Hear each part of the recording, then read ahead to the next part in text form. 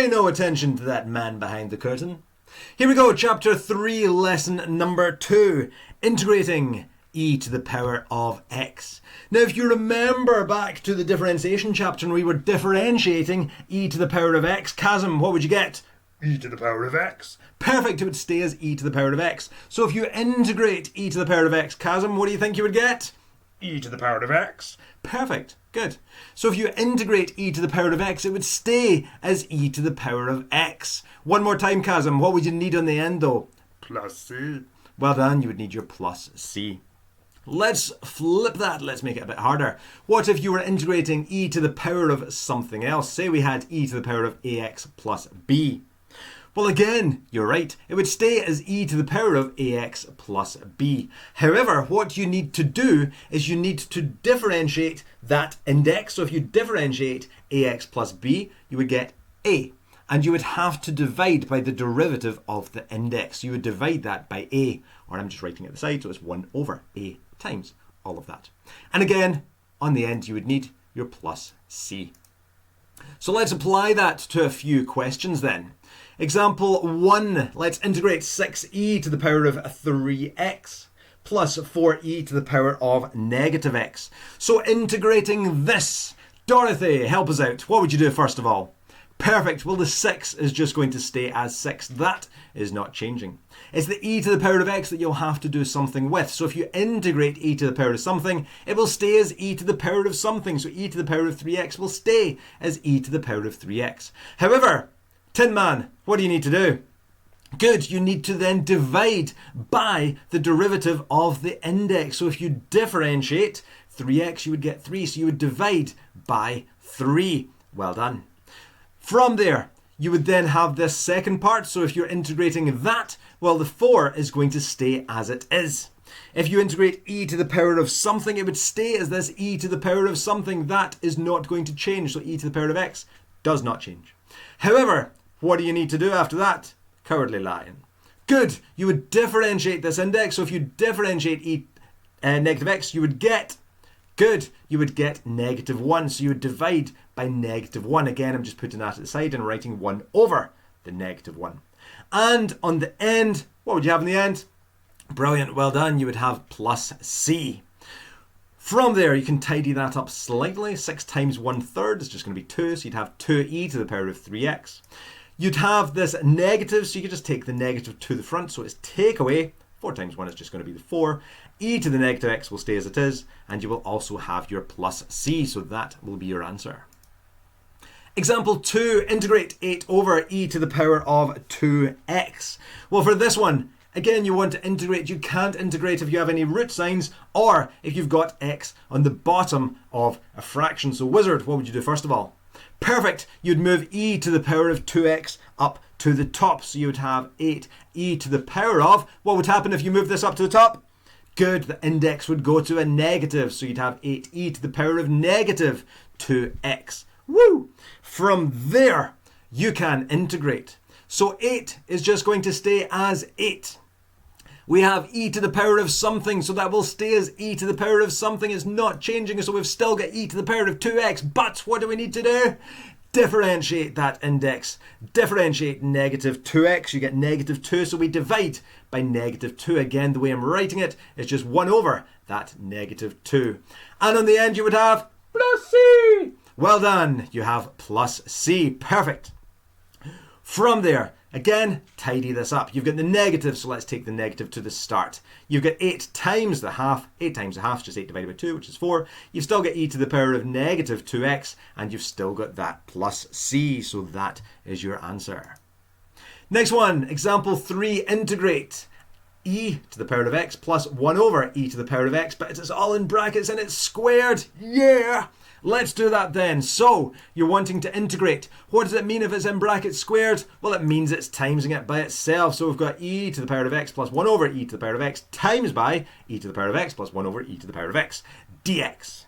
So, to integrate this, well, multiply out the brackets. So if you multiply out these brackets, you'd have e to the power of x times e to the power of x. When it's the same base, you would add the indices. So that becomes e to the power of 2x.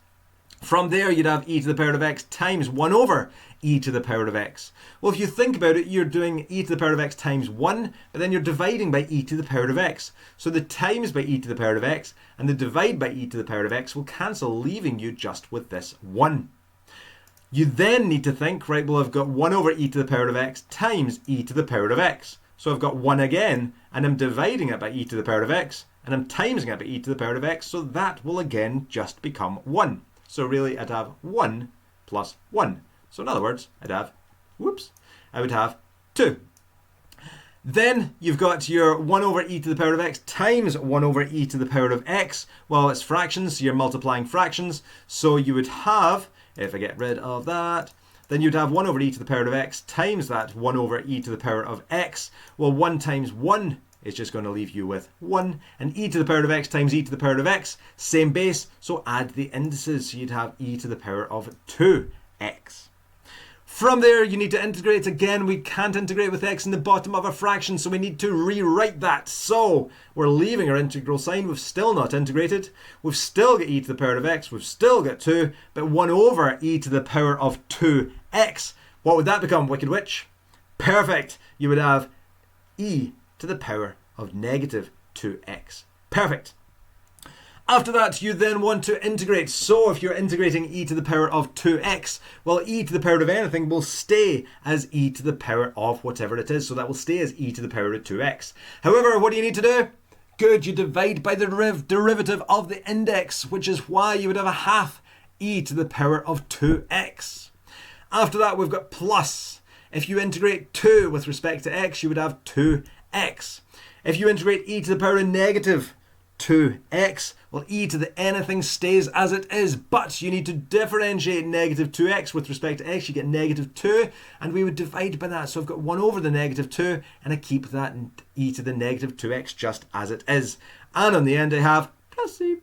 You got it, plus c. From there then, half e to the power of 2x will stay as that. 2x will stay as that. The negative I could take to the start, and I've got 1 over 2 times e to the negative 2x, which I would just write as a half e to the power of negative 2x. And don't forget your plus c. No.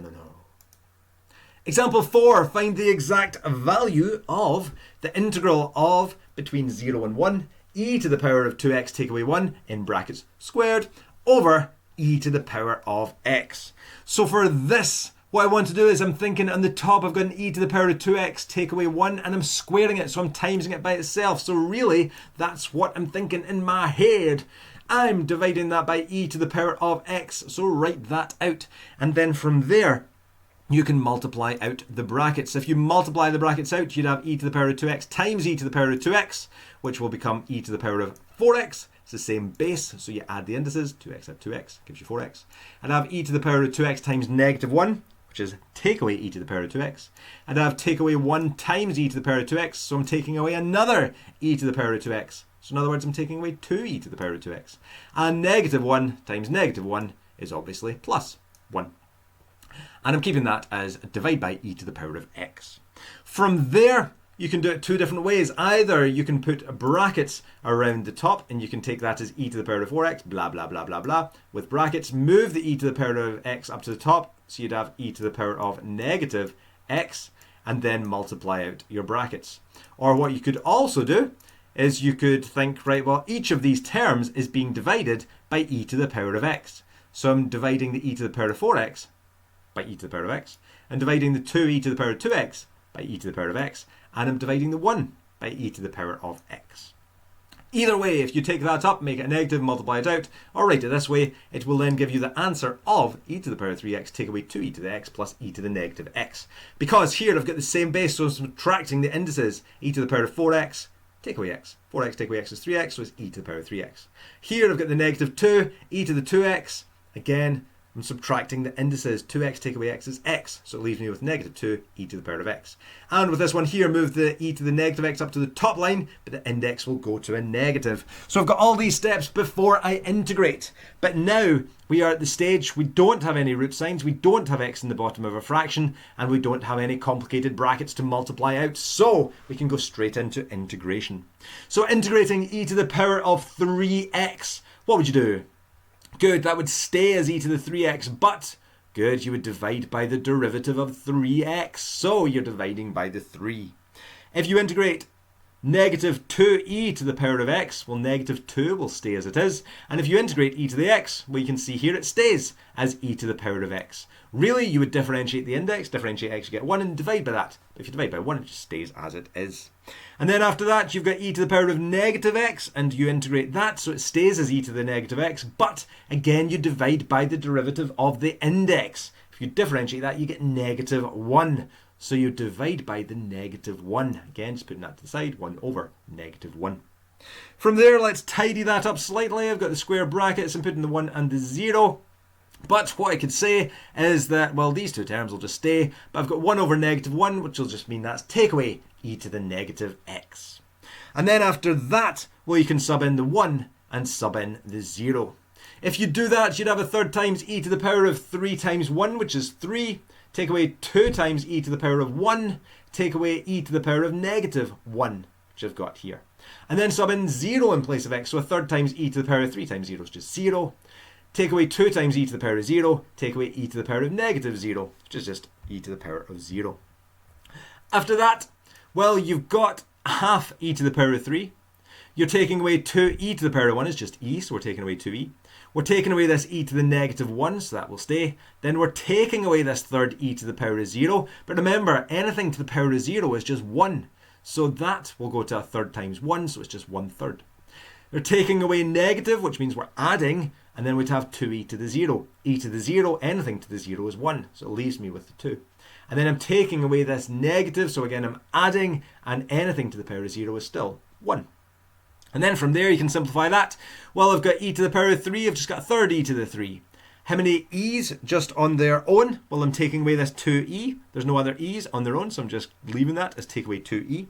E to the negative 1, there's no other e to the negative 1, so I'm leaving that as take away e to the negative 1. And then I've just got negative 1/3, add 2, add 1. What I'd probably do is 2 add 1, which is 3, and then 3 take away a third.